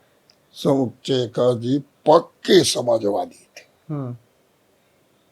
हिम्मत वाले थे, किसी से डरते नहीं थे। सही बात चाहे सदन हो, सदन के बाहर हो, कह देते थे। जैसे सांप्रदायिकता के बिल्कुल खिलाफ थे। अटल जी को अपना गुरु मानते थे। अच्छा, माने कहते थे, गुरु तो उनके थे आचार्य नरेंद्र देव। चंद्रशेखर जी को राजनीति में आचार्य नरेंद्र देव ले आए जब उस समय ये बीए चुके थे, वाइस चांसलर, पहले लखनऊ यूनिवर्सिटी के थे, विद्यापीठ के भी वाइस चांसलर रहे। अच्छा, तो इलाहाबाद से राजनीति शास्त्र में एमए पास करके चंद्रशेखर जी पीएचडी करने गए बनारस। एक आचार्य नरेंद्र देव के सहयोगी थे प्रोफेसर मुकुट बिहारी लाल, वो भी समाजवादी थे। तो उन्होंने कहा आचार्य भाई चंद्रशेखर जी आए हैं पीएचडी करने, तो कहा कि लेके आओ हमारे। लेके गए तो ना चंद्रशेखर अगर पीएचडी करोगे तो कहीं मास्टर होगे, तुमको लाभ होगा, तुम्हारे परिवार को लाभ होगा। तुम राजनीति करो और समाज सेवा करो। और उन्होंने वहीं से उनको इलाहाबाद का सचिव बना दिया, सेक्रेटरी। एक बार गठबंधन जॉर्ज फर्नांडिस की पार्टी से हुआ चंद्रशेखर जी का। जॉर्ज फर्नांडिस एनडीए के संयोजक थे। चुनाव चिन्ह उनका जलता हुआ मशाल था। चंद्रशेखर जी लड़ रहे थे उसी मशाल से। लेकिन हमसे एक हमारे मित्र थे गौरी भैया, स्वर्गीय हो गए, वो भी 4 बार एमएलए रहे, मंत्री भी 1 बार रहे। उन्होंने हम लोगों को बोला कि हम लोग बड़े दोनों लोग उनकी खास थे कि जो हमारे चुनाव ऑफिस से जो गाड़ी हमारी चल रही है उसमें भारतीय जनता पार्टी के झंडा नहीं रहना चाहिए। मतलब मेरी गाड़ी में ना रहे। मैंने उनके मतलब 10 अगर गाड़ी उनकी चल रही है पार्टी के नाम पर, तो उस पर केवल झंडा सपा ये हमारी पार्टी का रहेगा, गठबंधन का झंडा नहीं रहेगा। अच्छा। भले भारतीय जनता पार्टी हमारा झंडा बांध ले। 5 दिन का, फिर दूसरी बार 5 दिन का कार्यक्रम उनको लेके हम लोग आए। दिल्ली से आए, पहला दिन कार्यक्रम हुआ। दूसरा दिन हम लोग को बोला कहे कि मैं तो जाऊंगा दिल्ली। वो कहे भाई कार्यक्रम तो 4 दिन का है। तो देखो अटल बिहारी को मैं बहुत मानता हूँ, और उनका सिकंदरपुर चौथा दिन मीटिंग है। वो भाजपा के अध्यक्ष भी है, हमारे मित्र भी हैं। हम उसी गठबंधन से लड़ भी रहे हैं। अच्छा। अब मैं रहूं और उनके मंच पर न जाऊं ये हो ही नहीं सकता। अब मैं सांप्रदायिक मंच पर जाऊंगा नहीं, इसलिए वो चला गया दिल्ली। अच्छा, ना रहो ना खेलो ना खेलिए बिगाड़। खेले तो 1 मिनट आगे सुन लीजिए। अटल बिहारी की सरकार बनी, अविश्वास का प्रस्ताव आया।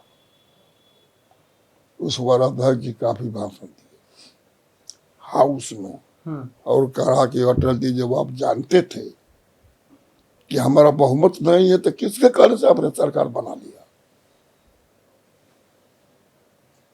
आप पहले जो थे आज नहीं हैं। आपको मैं जरूर गुरु कहता हूं, मित्र मानता हूं, है भी, लेकिन आप वो अटल बिहारी भाई नहीं, आप सांप्रदायिक शक्तियों के चंगुल में फंस गए। और व्यक्तिगत रूप से आप जानते हैं कि मैं सांप्रदायिक शक्तियों को बर्दाश्त नहीं करता, लिहाजा मैं आपको वोट नहीं दूंगा। जो उनकी 1 वोट से सरकार गिरी थी, उसी वोट से गिरी थी। वो उन्होंने ही नहीं दिया, हाउस में कहा कि किया। अपने ही शिष्य ने एक तरीके से वोट नहीं दिया है? अपने ही शिष्य ने वोट नहीं दिया, जो गुरु मान। कह के हाउस में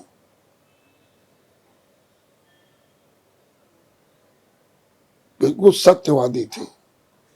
उनके जैसा, उनके जीभ पर मुंह में सरस्वती माँ बसती थी। उतना विद्वान, उतना वक्ता, उतना जानकार, उतना ईमानदार, उतना कर्मठ कम लोग राजनीति में। एक सफर तो आपका चंद्रशेखर जी के साथ रहा, एक सफर आपका रहा मुलायम जी के साथ। ये किस्सा तो आपको अभी तक याद है कि कैसे उन्होंने 1 वोट से अटल जी की सरकार गिरा दी। मुलायम जी का ऐसे ही कोई किस्सा मजेदार आपको याद आता है जो उन्होंने लीक से हट के काम किया हो? कभी नहीं, ऐसा कोई परिस्थिति नहीं आई। अच्छा, मुलायम जी भी प्रधानमंत्री बनते बनते रह गए। वो लोग दोनों लोग समझी अब हो गए। वही कारण था, वही कारण। अगर पहले अगर जो कहा जाता है मिस झगड़ा नहीं होता था। हमारे यहाँ 3 नेता थे। मैंने हमारे यहाँ समझ रहे हैं, शरद यादव, मुलायम सिंह यादव, लालू जी। तो क्यों मुलायम हो जाए, क्यों ना हम हो जाए?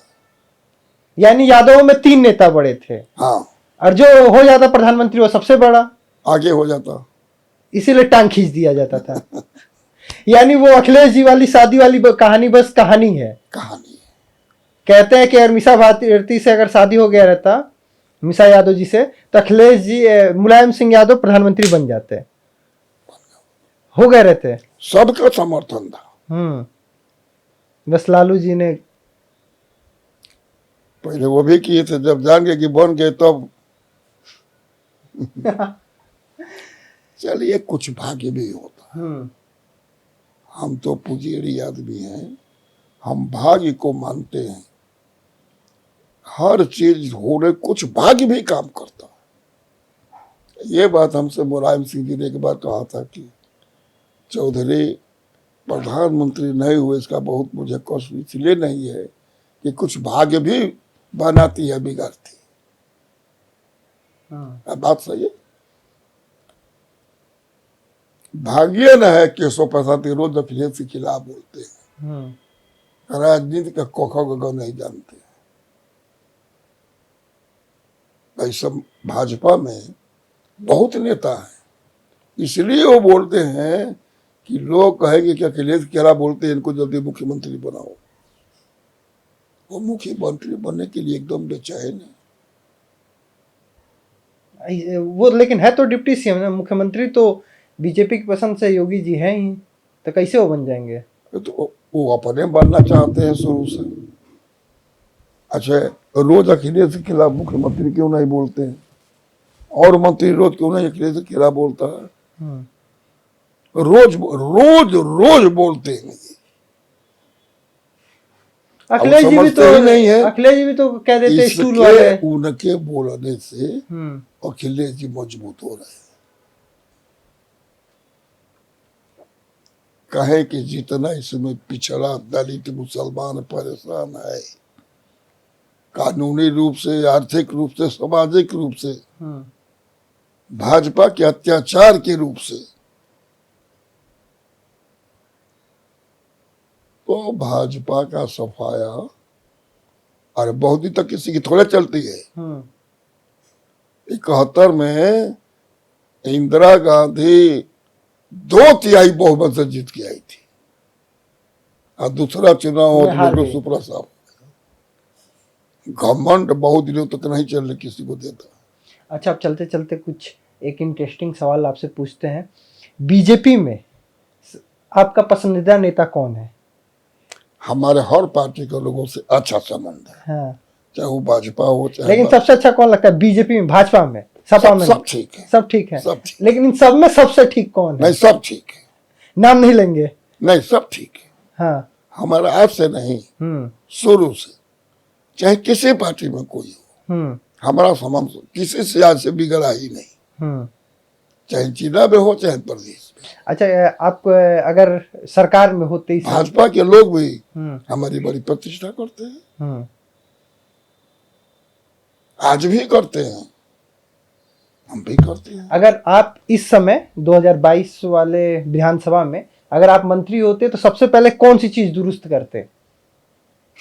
हमको जो विभाग अगर मंत्री होते तो जो विभाग मिला उसका दुरुस्त, जो मिला 17 में उसको मैंने दुरुस्त किया।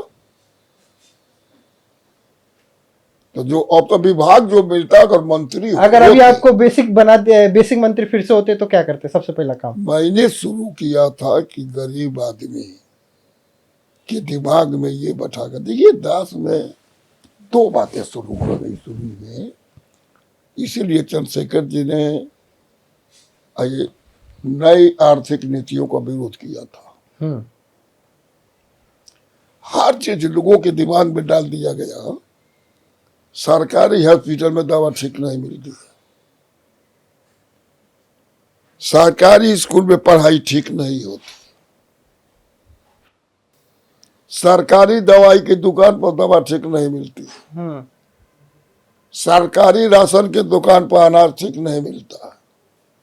इतना भर दिया गया लोगों के दिमाग में कि सब प्राइवेट भागने लगे।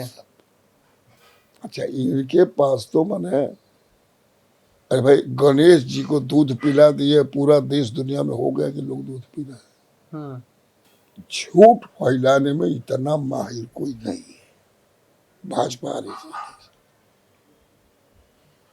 अपने क्षेत्र की बात कहता हूँ। हमारे गांव में गए गाजी से, हाँ। प्रधान कौन है गांव का जी? 10 लोग इकट्ठा, फलाना चौधरी, हमारे यहाँ यादव लोग चौधरी। हाँ, चौधरी लिखे हैं।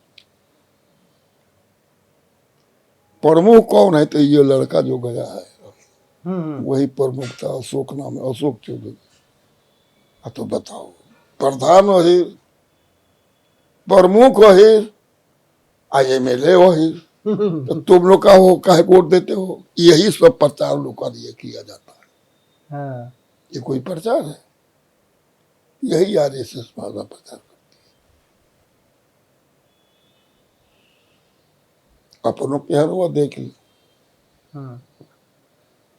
राजमंगल पारे बहुत बड़े नेता थे। राम नरेश पांडे सोशलिस्ट पार्टी थे, वो भी बड़े नेता थे। राजमंगल पारे को एक बार हराए थे। और देवरिया तो सोशलिस्टों का जिला ही रहा। मदन जी, है? मोहन सिंह जी, अरे उधर ये गिरधा बाबू, गिरधा जी, उग्रसेन जी, मोहन बाबू तो कल के लड़के थे। पुराने से समाजवादी नेता उसमें बहुत बड़े बड़े लोग रहे, फॉरवर्ड भी, बैकवर्ड भी, दलित उस एरिया में। अभी कामेश्वर जी हैं। हाँ, कामेश्वर जी भी तो मर गए। अब कोई न, राम ने कुशवाहा मरी गए, ब्रह्मा बाबा भी हैं, ब्रह्मानंद हैं, और एक दो लोग और हैं। एक जैसे अभी आप नाम गिन रहे, एक सवाल मेरे अचानक जहन में आ गया कि जिस तरीके से मुलायम सिंह जी के दौर में, चंद्रशेखर जी के दौर में, जयप्रकाश नारायण जी के दौर में कई छोटे मोटे माइक्रो लेवल पे क्षेत्र के हिसाब से नेता डेवलप हो गए। मुलायम सिंह जी के कई बयानों में मैंने सुना है कि बलिया के मुख्यमंत्री हैं राम गोविंद चौधरी जी, जो कहेंगे वही होगा। कई बयानों में मैंने सुना है वो पावर डिलीवर करते थे। पावर, अब राम गोविंद चौधरी जी के पास पावर है, बलिया के मुख्यमंत्री, जो चाहेंगे वही होगा। वैसा पावर अब नहीं डिलीवर हो रहा है। तो छोटे छोटे जो क्षेत्रीय नेता है वो कैसे पैदा होंगे? अब इस पर हम कुछ कहेंगे। आपको भविष्य, वही बात है कि जब बड़े नेता नहीं बनेंगे, डिसीजन लेने का पावर नहीं होगा, डिसीजन ले नहीं सकते हैं, तो वो कैसे आगे जाके कोई एक विभाग, कोई एक क्षेत्र चला पाएंगे? फिर वो हमेशा देखते रहेंगे कि उधर से कोई आदेश आएगा तो हम इम्प्लीमेंट करेंगे। दो बात है। एक ने कहा 2 पावर होता है, एक संगठन में पावर दिया जाता है, एक सरकार बनने में सरकार में पावर दिया। तो सरकार में पावर मंत्रियों को मुलायम सिंह भी पूरा देते थे, अखिलेश जी भी थे। और संगठन में अब कौन क्या करता है, मैं संगठन में कभी रहा नहीं हूँ। मैं चंद्रशेखर जी वाली पार्टी के संगठन में शुरू से रहा हूँ। सापा में अभी पहली दफे राष्ट्रीय सचिव हुआ हूँ।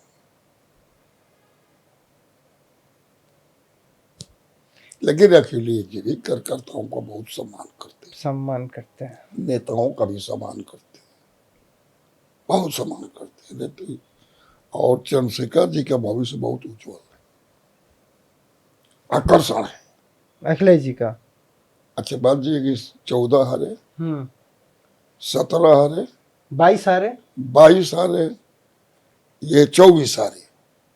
24 को हारना नहीं, हम हार मानते हैं, क्योंकि हम लोगों की आशा थी वो जो वैमानिक के 4-5 सीटें भाजपा ने जब देखा में की हार रहे हैं, तो हम लोगों की कम से कम 50 सीट गिर रहे थे आने के लिए अपने, कम से कम। पीडीए फार्मूला हिट रहा। हाँ, और उसके बावजूद भी क्रेडिबिलिटी अखिलेश के प्रदेश में नहीं देश में बढ़ी है। इसमें 3 नंबर की पार्टी है देश में, कह रहा हूं कि बढ़ी है। कुछ लोग कहते कि अरे मुलायम से जैसा क्रांतिकारी नहीं, दूसरे पार्टी के क्रांतिकारी कौन कहलाता है? जो हिम्मत करके लड़े। इसी लखनऊ में सारा फोर्स रोक दिया, जो जयप्रकाश जी के नाम पर जो म्यूजियम उन्होंने बनाया है, ऊपर से ऊपर कर दिया, फान के जाके छर्दवाली फान गए, लांग गए। पहना दिए। यहां भी प्रशासन कहा कि आप ऑफिसे में करिए माल्यार्पण, उनका कि नहीं करेंगे, हम जाएंगे। अच्छा, क्या लगता है आखिर माला पहना देंगे तो क्या हो जाएगा? आखिर प्रशासन क्यों रोकता है? आपको क्या लगता है? ये तो आप लोगों से पूछना चाहिए, उन लोगों से ना। आपका आकलन क्या कहता है, चूंकि आपका इतना लंबा राजनीति अनुभव है? इसलिए कि ये लोग बड़े नेताओं का सम्मान लोग कहने को हम लोगों को बेइज्जती नहीं की। पूरा विधानमंडल दल 2 अक्टूबर को हम लोग जा रहे थे गांधी जी को माला पहनाने, गवर्नर हाउस के इधर रोक दिया गया। गांधी जी को माला पहनाने में क्या दिक्कत थी?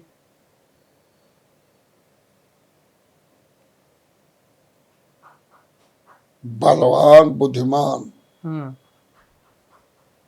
आदमी भी कुबुद्धिवान हो जाता है तभी तो राक्षस कहलाता है। रावण मामूली बुद्धिमान थे, मामूली विद्वान थे, क्यों राक्षस कहलाए? गांधी जी को हम माला पहना देंगे तो उसमें क्या खराब हो जाएगा? क्योंकि ये गांधी के विरोधी हैं। गांधी के ये विरोधी हैं, आजादी के विरोधी हैं, लोकतंत्र के विरोधी हैं, संविधान के विरोध कर रहे थे।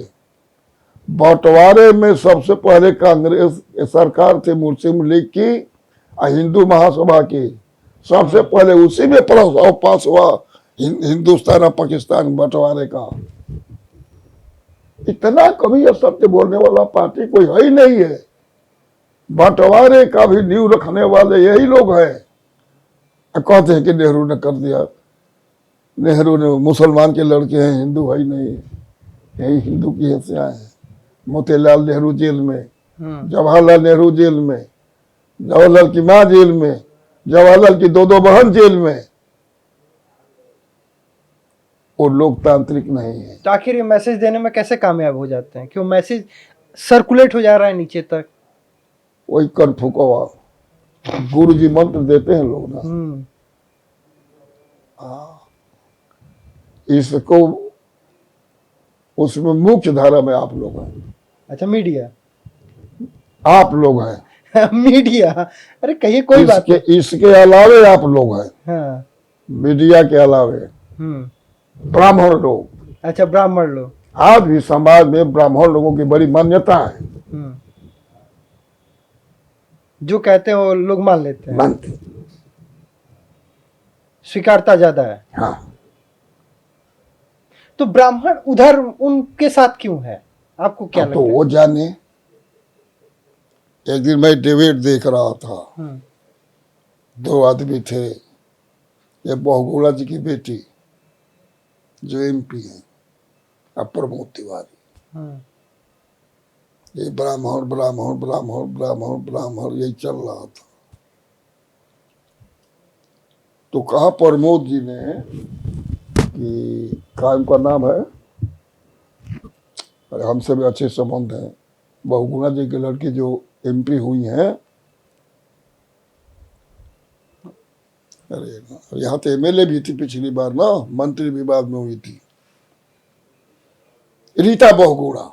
अच्छा, रीता बहुगुणा जोशी अब तो हार गई ना सांसदी। हाँ, मैंने थी ना। अच्छा थी, मैं वही। हाँ। तो उन्होंने कहा कि आप बताइए रीता जी, आपके पिताजी प्रमुख मुख्यमंत्री रहे, ब्राह्मण रहे।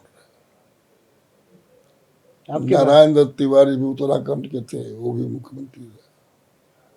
पंत जी आपके उत्तराखंड के रहे, वो भी मुख्यमंत्री रहे। भाई साहब संपूर्णानंद मुख्यमंत्री रहे, कमलापति त्रिपाठी मुख्यमंत्री रहे। मध्य प्रदेश में शुक्ला परिवार मंत्री रहा, बिहार में झा परिवार मुख्यमंत्री रहा, और ये कहाँ सब गना। वह देश में एक कोई बावन है जो कि स्टेट का मुख्यमंत्री है? चुप हो गए। क्यों बाप लोग उधर हैं, ये तो हम लोग भी नहीं समझ पाते।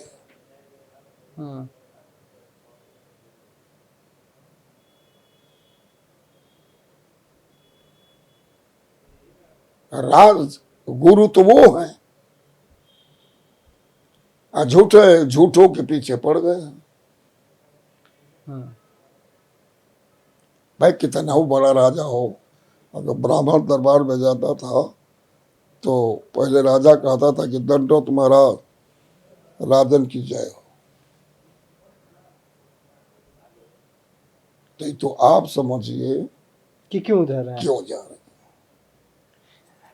अब अपने आखिरी पड़ाव की तरफ आते हैं, कुछ आपके बयानों का जिक्र करते हैं। आपका एक बयान था, मोदी ट्रंप के पिता हो सकते हैं, देश के नहीं। एक आपने कहा था सीएम योगी के लिए आतंकवादी सीएम। उसके बाद एक सपा में जब मुख्तार अंसारी सपा छोड़ के गए थे तब आपने कहा था सपा छोड़कर बसपा में गए। मुख्तार अंसारी वाले बयान पर आपके छवि पे कुछ जो आपका वो बयान था, तो इन सब बयान क्या सुर्खियों में रहने के लिए कि क्या इसे मैं सुर्खी वाला कभी काम नहीं हाँ करता।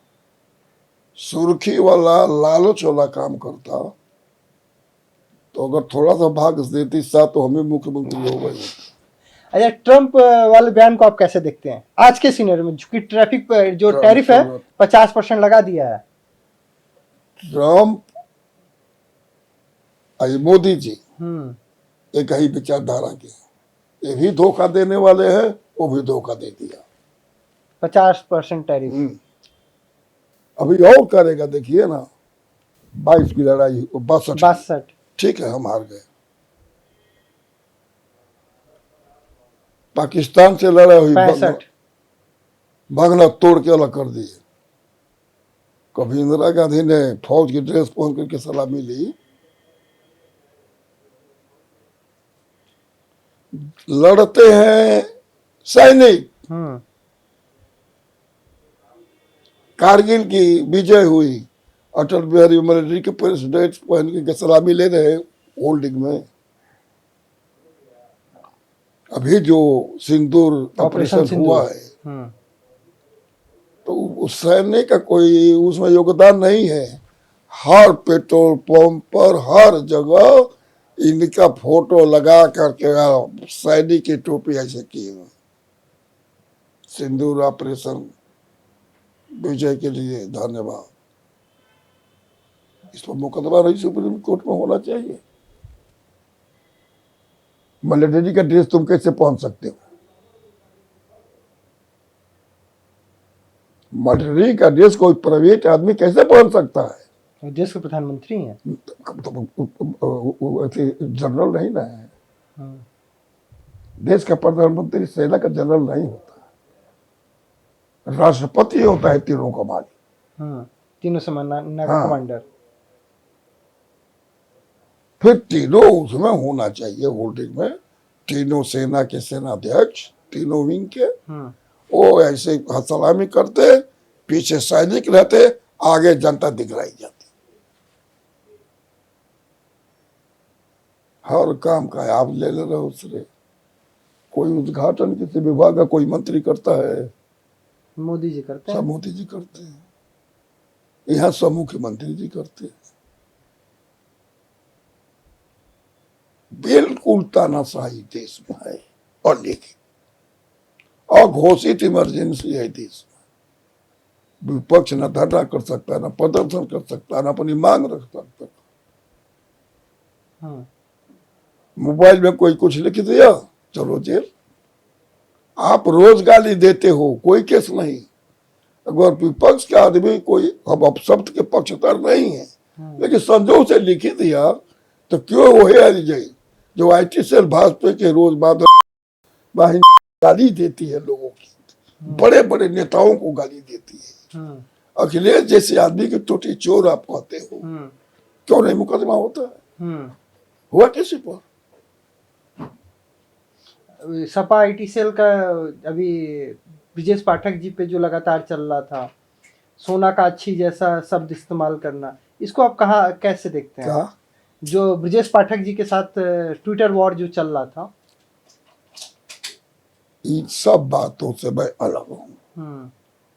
जब तक किसी भी आदमी पर भ्रष्टाचार सिद्ध न हो जाए तब तक उसके खिलाफ मैं कुछ नहीं कर सकता। आपने सीएम योगी को आतंकवादी सीएम कहा था। नहीं, उन्होंने ये कहा कि समाजवादी पार्टी के सरकार में दंगे बहुत हुए, आतंकवादी घटनाएं हुई और हमारे जाने में नहीं हो रहा है। मैंने कहा कि आतंकवादी भाषण तो आप देते थे हिंदू उकसा करके मुसलमानों से दंगा कराने के लिए, आज जो लोग दंगा कराते थे तो वही सत्ता में है, इसलिए दंगा नहीं हो रहा। जो माननीय, हमसे बड़े अच्छे संबंध है मुख्यमंत्री।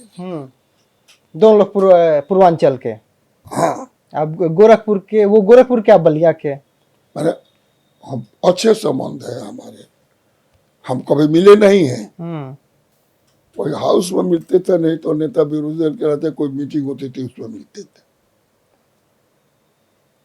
लेकिन मैं उनको आदमी, हमारी कोई कटुता नहीं है, लेकिन जो बोले या जो भाषा बोलते हैं वो आतंकवादी भाषा नहीं है। जैसे मिट्टी में मिला देंगे, मिट्टी में मिला देंगे, ठोको, मारो, उड़ा दो, ये गुंडे हैं, ऐसा कोई आज तक मुख्यमंत्री बोला है क्या? एक बार मैं सदन में कहा भी कि मुख्यमंत्री जी, इस पर देश के बड़े बड़े नेता, पंत जी जो प्रधानमंत्री बनने वाले थे इस पर बैठे हैं कुर्सी पर, संपूर्णानंद जी जो इतने बड़े नेता थे वो बैठे, कमलापत त्रिपाठी जी बैठे, बहुगुणा जी बैठे, चरण सिंह बैठे, चंद्रभान गुप्ता बैठे हैं, और आप ऐसे शब्द बोल रहे हैं। आप कोई शोभा दे रहा है कुर्सी की, आप अपमानित कर रहे हैं। मैं तो हाउस में कहा, जो झूठ प्रधानमंत्री जी बोलते हैं, आज तो कोई मुख्यमंत्री प्रधानमंत्री ऐसा झूठ बोला है? एक भी कोई प्रधानमंत्री झूठ बोला हो? भले इंदिरा गांधी तनाशा हो गई, लेकिन झूठा आश्वासन तो नहीं देती थी। ये तो रोजे झूठ बोल रहे हैं लोग, इतिहास को झूठ ला रहे हैं कि संत कबीर और गोरख बाबा ये आपस में बैठ के धार्मिक बात करते थे सार्वजनिक मंच पर से। और कई ऐसे उदाहरण हैं जिनका कोई तालमेल नहीं है, प्रधानमंत्री बोले जा रहे हैं और लोग सुने जा रहे हैं। लोग सुने जा रहे हैं। तो आज आपने हमारे चौक पे आकर खूब बदकही की, दर्शकों ने सुना। आपको ये बदकही कैसी लगी? और जो आज हमारे साथ शख्सियत थे, उनका नाम एक बार फिर से मैं बता दूं, राम गोविंद चौधरी जी, जो बलिया से आते हैं, पूर्व मंत्री रहे, कई बार विधायक रहे। आपको ये पूरी बदकही अभी तक कैसी लगी, कमेंट करके बताइएगा। एक बार फिर हम बैठकी करेंगे और जो बात आज बदकही में रह गई है फिर से करेंगे। तब तक देखते रहिए, मस्त रहिए। मुझे दीजिए इजाजत, नमस्ते। This video is sponsored by Ram Ram Group of Companies, co-sponsored by Nature House and Bhaiya Ji Silver Coated Ilachi.